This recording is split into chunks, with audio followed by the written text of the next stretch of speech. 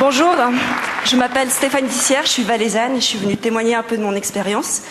À l'âge de 21 ans, je me suis retrouvée enceinte. J'étais enceinte d'un petit garçon et j'étais célibataire. Et je vais un peu vous expliquer ce qui s'est passé dans ma vie.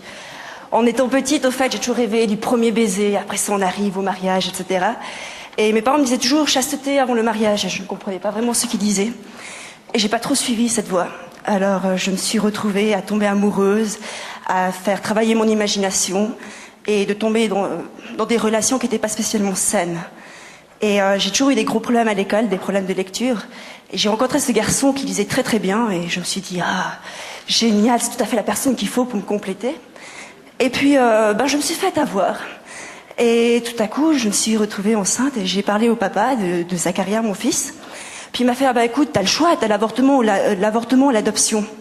Je lui ai fait, écoute, moi c'est pas trop dans ma façon de vivre, j'ai été élevée d'une façon chrétienne, je crois en la vie, alors je veux garder l'enfant. Puis il me fait, ouais, mais t'es trop jeune, t'as 21 ans, t'es en pleine étude, j'étais aux États-Unis, j'habitais là-bas depuis quelques années, pas de famille, et disons que ma famille est en Suisse.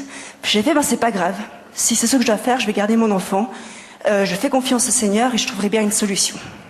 Maintenant, il y a un petit problème, c'est comment annoncer à papa, maman, qui croyaient en la chasteté avant le mariage, que je suis enceinte, que je suis aux études, j'ai pas fini mes études, je suis à 6000 km d'eux, j'ai pas spécialement de travail, etc. Et un jour, j'ai attendu 2 mois pour leur dire, et je travaillais dans un fast-food. Puis au début d'une grossesse, au fait, la nourriture, ça nous rend un peu malade. Alors j'ai dû arrêter mon travail, puis éventuellement, je me suis décidée d'appeler mes parents, et je suis tombée sur ma maman. Je lui ai fait, écoute maman, j'ai quelque chose à te dire, assieds-toi, etc. Puis elle me fait, oui, je sais que tu as quelque chose à me dire, j'ai senti, mais je sais pas ce que c'est. Alors j'ai fait, écoute, je suis enceinte. Puis elle me fait, génial, je vais être grand-mère.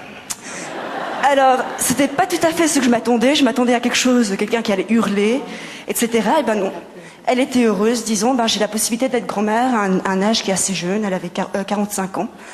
Et elle m'a encouragée, puis elle a fait, écoute, alors, on va garder ça entre nous, on va pas dire à ton père. Alors, j'ai dit, tout va bien, merci beaucoup de pas dire ça à papa. Quelques heures plus tard, téléphone qui sonne. Papa, félicitations, alors j'ai appris que tu vas avoir un enfant. Puis j'ai fait, c'est bien joli, oui, merci beaucoup. Puis ils m'ont fait, alors qu'est-ce que tu veux faire? Tu veux rentrer en Suisse? Tu veux rester aux États-Unis? Puis j'ai fait, ouais, mais écoutez, moi je peux pas rentrer en Suisse. J'ai 21 ans, je suis célibataire. En Suisse, ça passerait pas trop.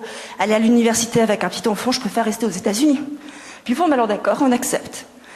Alors j'ai commencé à annoncer à mes amis proches que j'allais avoir un enfant. Bien sûr, les réactions, tu peux pas garder cet enfant. T'as pas de travail, t'es aux études, etc. Et puis je fais, tant pis. Vous me suivez pas là-dessus, je vais quand même le garder. Alors comme j'étais aux études, les États-Unis, ça fonctionne un petit peu comme le système de Bologne. J'avais 2 semaines d'intervalle entre les 2 sessions. Et j'étais plus ou moins à terme, j'étais à 38 semaines et demie. Puis j'ai téléphoné à l'hôpital, j'ai fait, écoutez, moi j'ai cours dans 1 semaine, alors il faut que le petit vienne. Alors j'ai pris rendez-vous à l'hôpital et je suis allée accoucher avec 1 semaine et demie d'avance. Et la semaine d'après, j'étais sur les bancs d'école.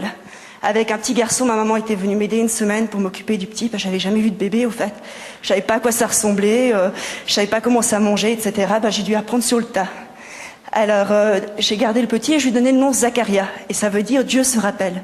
J'ai dit, je crois en Dieu et il me laissera pas tomber. Je garderai cet enfant et je l'élèverai par moi-même. Vaut mieux être seul que mal accompagné. Et puis en plus, on n'est jamais seul parce qu'il y a toujours Dieu avec nous. Alors aujourd'hui, ça fait quelques années on est rentré en Suisse. Il n'a pas de papa, mais il a un grand-papa extraordinaire. Donc il fait un peu aussi l'éducation. Il m'a quitté aujourd'hui pour aller en Valais parce que monsieur est valaisan, donc il doit aller en Valais. Et il habite avec moi à Fribourg aussi, à l'Institut Philanthropos, au foyer. Il aime beaucoup les gens et c'est quand même une joie de l'avoir. Et je ne verrai pas du tout ma vie sans Zacharia. Je crois que c'est la plus belle chose. C'est le moment de dire, on va arrêter la fête. On peut toujours faire la fête un petit peu. Mais ça ne sert à rien de sortir jusqu'à 6h le matin, tous les week-ends, de danser, rencontrer n'importe qui. Et après ça, j'ai réalisé aussi que la liberté sexuelle, c'était pas tout à fait ce que je croyais. C'était pas de se donner à n'importe qui comme on voulait, ne pas se respecter. La liberté sexuelle, c'est de savoir qu'on a un corps, qu'on a un cycle, qu'on doit se connaître, et que la personne en face qui sera avec vous dans le couple doit vous connaître aussi. Ça veut dire que la pilule, c'est une bonne chose pour certains, mais c'est pas ça. Ce qui est important, c'est de connaître le corps de l'autre, c'est de savoir se donner. Alors maintenant, je suis toujours célibataire, ça n'a pas changé. Mais par contre, je sais déjà beaucoup mieux ce que je veux, et je veux un bon père pour mon enfant. Et lui, pour l'instant, il attend, il prie Jésus pour un papa éventuel. Il a 6 ans, il a commencé l'école ici à Fribourg en première primaire. Et puis bon, voilà quoi. Merci.